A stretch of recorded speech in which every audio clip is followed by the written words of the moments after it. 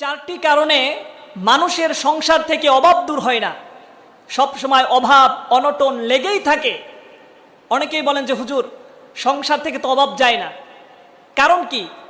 এই চারটি কারণ যদি আপনার সংসারের মধ্যে থাকে তাহলে বুঝে নেবেন এই চারটি কারণেই আপনার সংসারে অভাব অনটন লেগে আছে।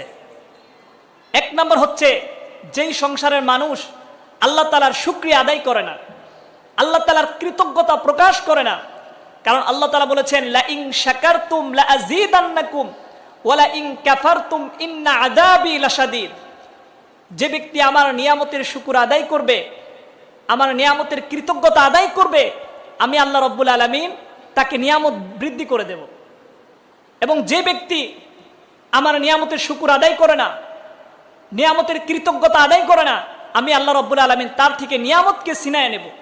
আল্লাহ তাআলা যদি নিয়ামত ছিনিয়ে নেয় তাহলে ওই পরিবার থেকে কখনো অশান্তি দূর হবে, সব সময় অশান্তি লেগেই থাকবে। দুই নাম্বার, যেই কারণে আমাদের সংসারে অভাব অনটন লেগেই থাকে সেটি হচ্ছে, আমাদের ঘরে অনেক মা বোন আছেন, তারা শোকেসের মধ্যে মূর্তি রাখে, ছোট ছোট খেলনা মূর্তি রাখে, আবার ছবি লটকে রাখে, ঝুলিয়ে রাখে। নবীজি বলেন, যেই ঘরের মধ্যে মূর্তি থাকে, যেই ঘরের মধ্যে ছবি থাকে, ওই ঘরের মধ্যে আল্লাহ তাআলা রহমতের ফেরেশতারা প্রবেশ করেন না। তো আল্লাহ তাআলা রহমতের ফেরেশতারা যদি প্রবেশ না করে তাহলে ওই ঘরের মধ্যে কোনোদিন সেখানে অশান্তি ছাড়া শান্তি কখনো আশা করা যায়? কল্পনাও করা যায় না। রহমতের ফেরেশতা যদি প্রবেশ না করে ওই ঘরে সব সময় অশান্তি লেগেই থাকবে, অভাব অনটন লেগেই থাকবে।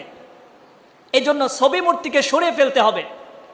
তিন নাম্বার, অনেক ফ্যামিলিতে আছে যারা নামাজ পড়ে না, ফ্যামিলি মেম্বাররা নামাজ পড়ে না।